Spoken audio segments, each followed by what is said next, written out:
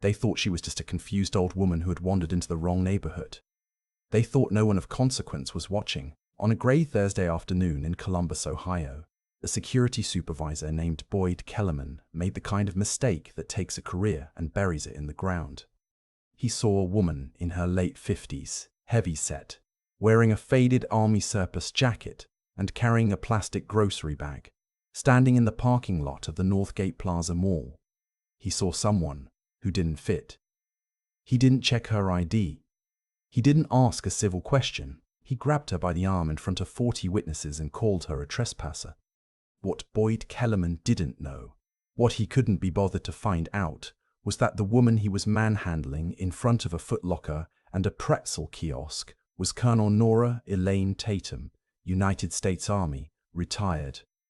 31 years of service, 2 combat tours, a Distinguished Service Medal, and a letter of commendation signed by the Secretary of Defense sitting in a frame above her fireplace at home. She had 12 minutes left on her parking meter. She was returning a pair of sneakers for her grandson. What happened next unfolded over the course of one afternoon. By the time it was over, Boyd Kellerman would never work in private security again, and the company that employed him would be answering to a federal civil rights investigation. Some people called it a twist. Colonel Tatum called it Tuesday. The Northgate Plaza parking lot was half empty on that particular Thursday.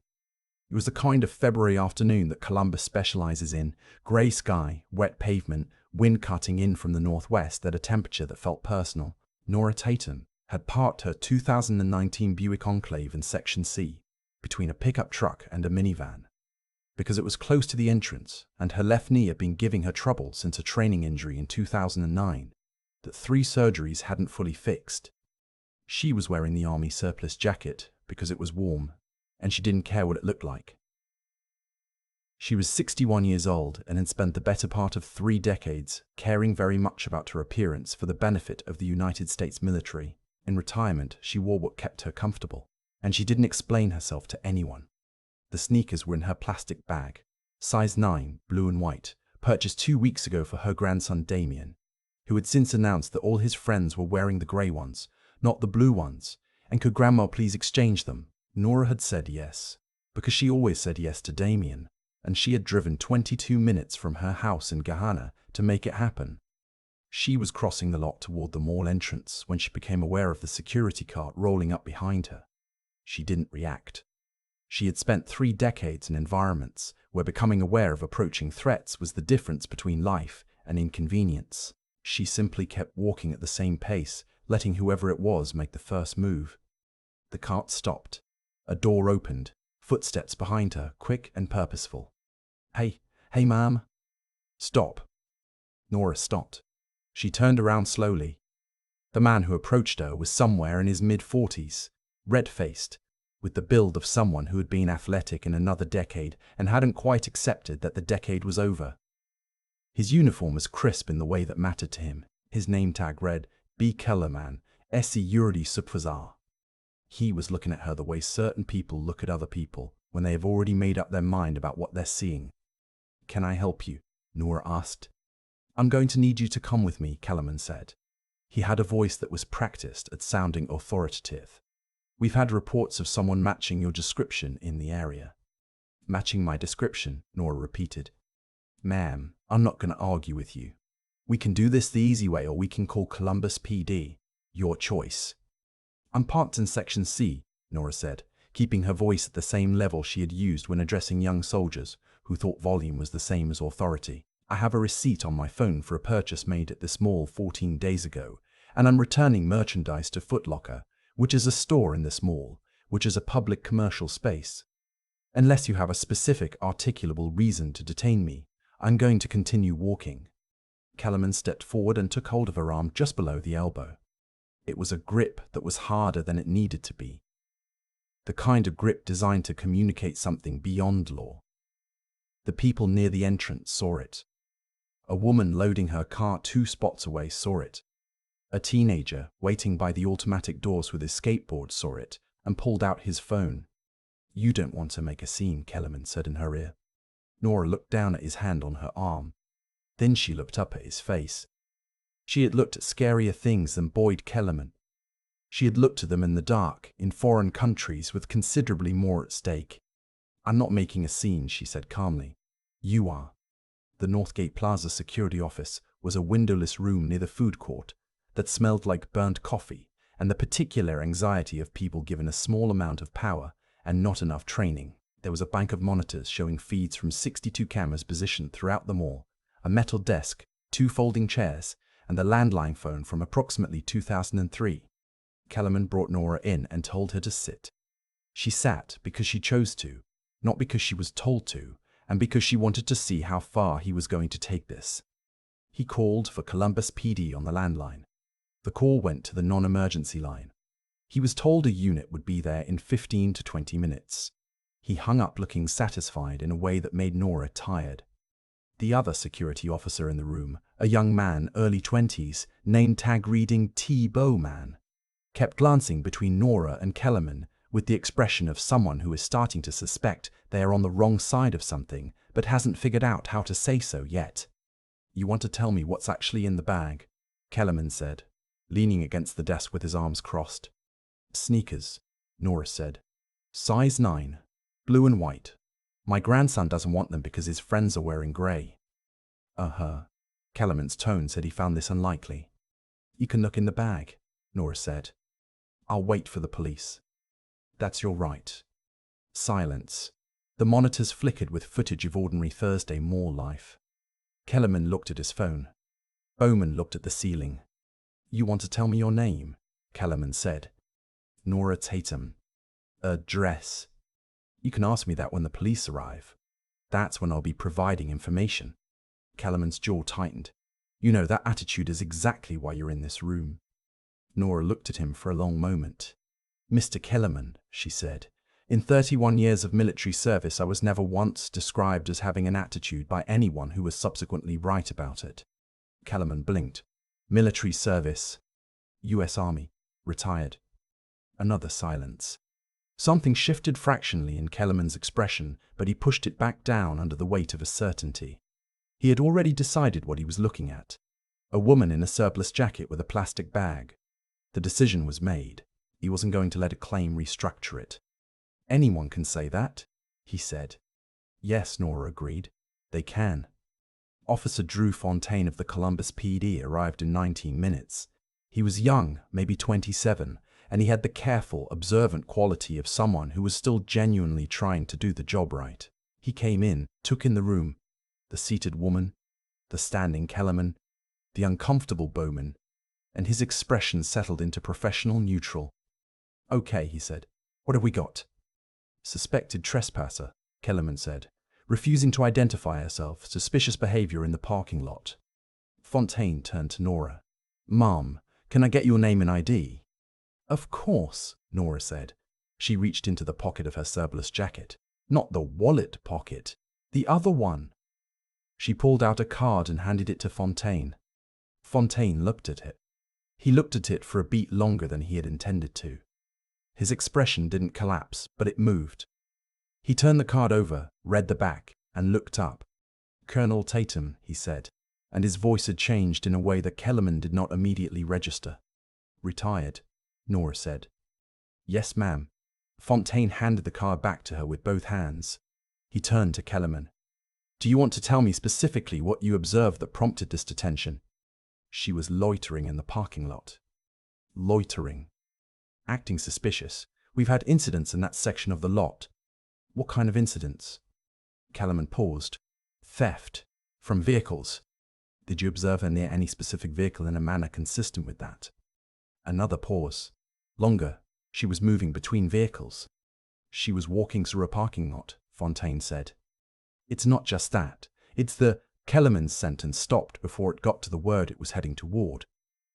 He had enough self-preservation instinct left to not say it out loud, in front of a police officer with a camera running on the wall. Fontaine let the silence sit there for a moment. Then he turned back to Nora. "Colonel, can you tell me what you were doing in the lot today?" "Returning these," Nora said, and held up the plastic bag. "To Foot Locker. My grandson wanted grey instead of blue." Fontaine nodded. He reached into his own jacket and pulled out a small notepad. He wrote something down. Then he turned to face Kellerman fully. "Sir, I want to make sure I understand this correctly. You detained this woman, physically detained her by the arm in public because she was walking through a parking lot. It was more than. You contacted us for a non-emergency assist. That means you didn't observe a crime in progress. You had a suspicion." Fontaine kept his voice level, but the level it was at had gotten very precise. "A suspicion about a woman walking toward a mall with a shopping bag." Kellerman said nothing. "I'm going to need to get a full written statement from you," Fontaine said. "And I'm going to need to pull footage from whatever camera covers that section of the parking lot." He looked at the monitor bank. "I'm assuming you have coverage out there." "We have full coverage," Bowman said from his corner, speaking for the first time. His voice was quieter than his size. He was looking at Kellerman with an expression that had finished sourcing itself out. The footage did not help Boyd Kellerman. It showed Colonel Nora Tatum walking in a straight line from her parked Buick Enclave in Section C to the main entrance of Northgate Plaza. The footage was clear, time-stamped, and showed nothing remotely consistent with suspicious behavior. It showed a woman in a jacket carrying a bag, walking in a parking lot toward a mall. It also showed Kellerman's cart following her for 40 seconds before he got out.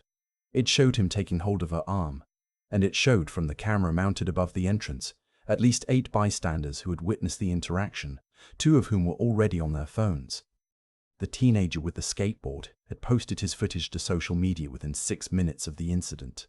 By the time Officer Fontaine was reviewing the security camera footage, the video already had 4,000 views. By the time Fontaine walked out of the security office and back to his patrol car, it had 11,000. By midnight, it had 2.3 million. The video showed everything clearly: the approach, the grip, the look on Kellerman's face, and most sharply, most damningly, it showed the moment when Nora handed Officer Fontaine her card, her retired military identification, her colonel's credentials, and the way Kellerman's posture changed when he heard Fontaine say Colonel Tatum in a voice that made the title mean something. The internet named it within hours. They called it the surplus jacket moment, because there was one freeze frame, shared across platforms more than any other, that showed Nora Tatum sitting in that folding chair in the security office, still composed, unhurried, while Kellerman stood over her looking like a man whose morning had taken a direction he had not anticipated. She looked like exactly what she was: someone who had been in tighter spots than this and come out the other side with better stories. The call came to the corporate offices of Pinnacle Security Group at 7:48 the following morning. It was not the first call they received that day. It was, however, the one that ended the conversation. The caller identified herself as Major General Claudette Osei Mensah, United States Army, currently serving in a senior advisory role to the Office of the Inspector General. She asked, in the precise language of someone who has spent decades in institutional structures, to speak with whoever was responsible for the conduct of Northgate Plaza security personnel as it related to an incident on the previous afternoon involving a retired Army colonel. The regional manager who took the call later described it as the most uncomfortable 8 minutes of his professional life. Major General Osei Mensah did not raise her voice. She did not threaten. She explained, with the methodical clarity of someone who had briefed 4-star generals on matters involving national security, exactly what the relevant statutes were regarding the civil detention of private citizens, the potential liability exposure of a private security firm in a case with this profile, and the interest that the Army's Office of Legislative Liaison had developed in the incident, given that one of the individuals involved was a decorated retired officer. She also mentioned almost incidentally that she and Colonel Tatum had served together in 2 separate theaters of operation over a period of 9 years, and that she had known Nora since they were both captains, and that she took the matter somewhat personally. The call ended. The regional manager sat at his desk for a moment. Then he called his own supervisor. By noon on Friday, Pinnacle Security Group had placed Boyd Kellerman on administrative leave, pending a full internal review. By Friday afternoon, they had issued a public statement acknowledging the incident and expressing their commitment to a thorough investigation. By Saturday morning, the statement had been revised twice, because the first 2 versions were widely described on social media as insufficient. The Columbus City Attorney's Office opened a preliminary inquiry. The Ohio Civil Rights Commission received a formal complaint filed on behalf of Colonel Tatum by an attorney whose name was recognized in the relevant circles. And Bowman, Officer T. Bowman, the 22-year-old who had been standing in the corner of that security room looking at the ceiling.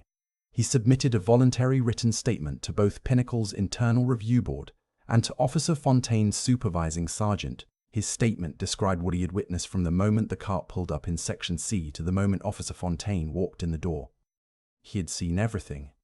He wrote it all down. His account matched the footage on every material point and added detail that the cameras hadn't captured: Kellerman's words in the parking lot, the tone he had used, the grip on Nora's arm, and the precise moment inside the security office when Kellerman said anyone can say that in response to her mention of military service, and then leaned back like that settled it. Kellerman called Bowman on Saturday afternoon. Bowman didn't answer. He didn't call back. Nora Tatum gave one interview.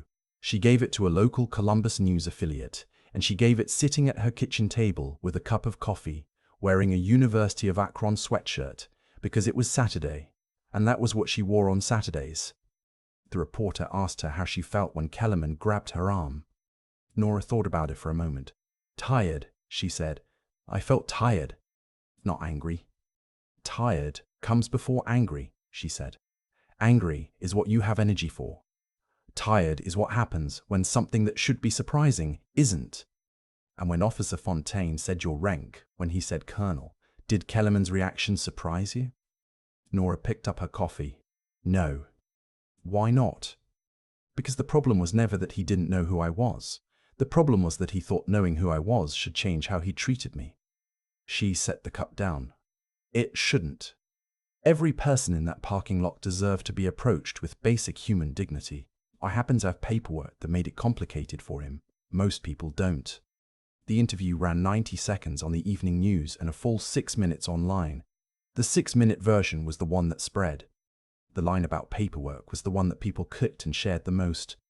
Boyd Kellerman's administrative leave became a termination 4 weeks after the incident, following the completion of Pinnacle Security Group's internal review.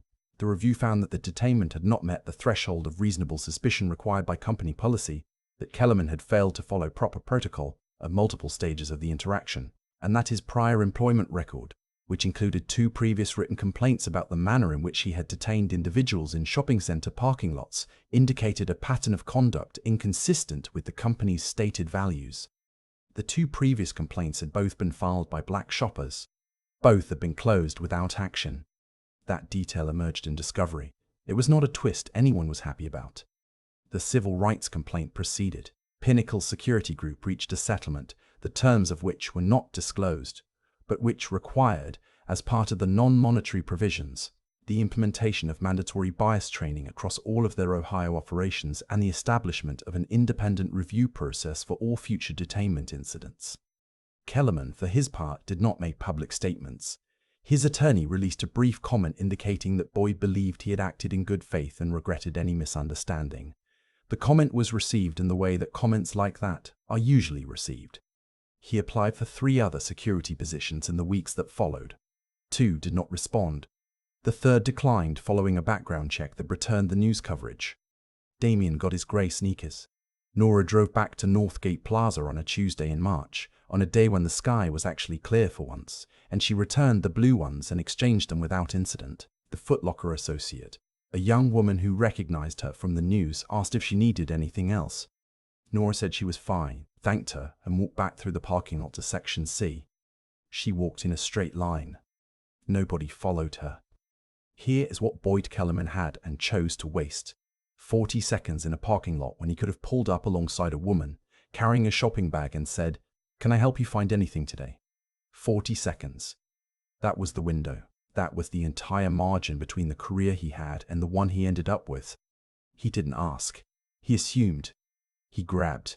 And the woman he grabbed had spent 31 years learning how to stand in rooms that were designed to make people like her feel small. And she had never once let them. The rank didn't make Nora Tatum's dignity worth defending. It never should have taken a rank. That's the part that doesn't fit neatly into a resolution.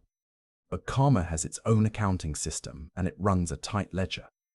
Boyd Kellerman had 2 previous chances to learn this lesson, 2 complaints filed and quietly buried, 2 times the institution told him you're fine, keep going. The 3rd time there was a camera and a teenager with a phone and a 2-star general who took it personally. Sometimes the reckoning is slow, but when it arrives, it tends to settle all outstanding balances at once. If this story made you feel something, if it made you angry, or tired, or something in between, share it. Leave a comment below.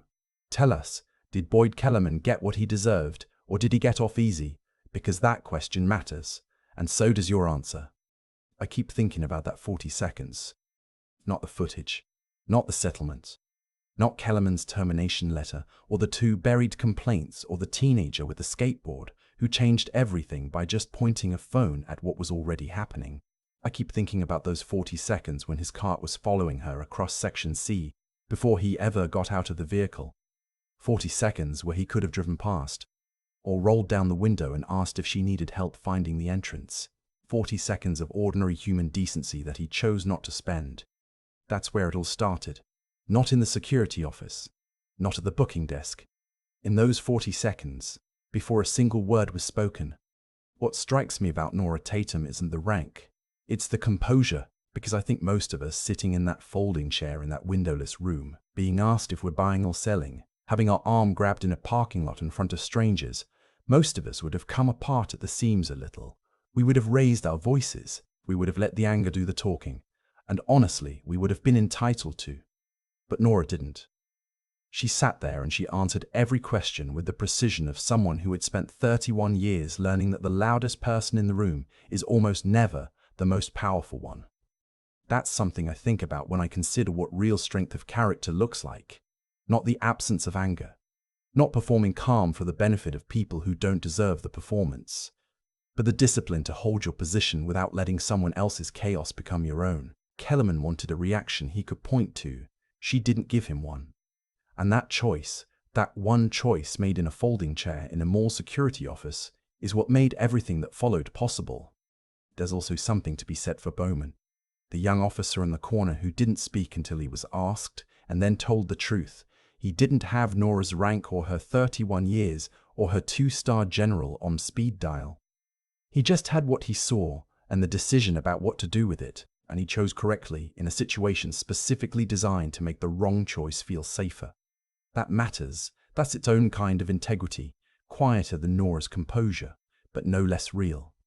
What I've come to understand, and I'll be honest, it took me longer than it should have, is that consequences aren't random, they accumulate.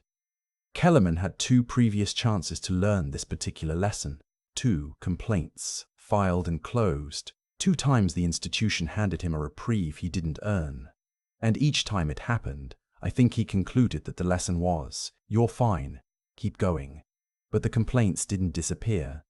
They went into a file, and when the 3rd incident happened, in broad daylight, on camera, in front of 40 witnesses, with a 2-star general who took it personally, that file opened. That's how it works, not as punishment handed down from some external authority, but as arithmetic. The choices you make and the ones you don't make, they add up. Kellerman's column had been running a deficit for years. He just didn't know it yet. Nora returned to that mall in March and exchanged the sneakers. She walked back to her car through Section C and nobody followed her. That's the ending I keep coming back to. Not the settlement, not the headlines, just a woman walking to her car with a shopping bag unbothered, the way she should have been able to walk in February. Sometimes that's what justice looks like. Not dramatic, just finally ordinary.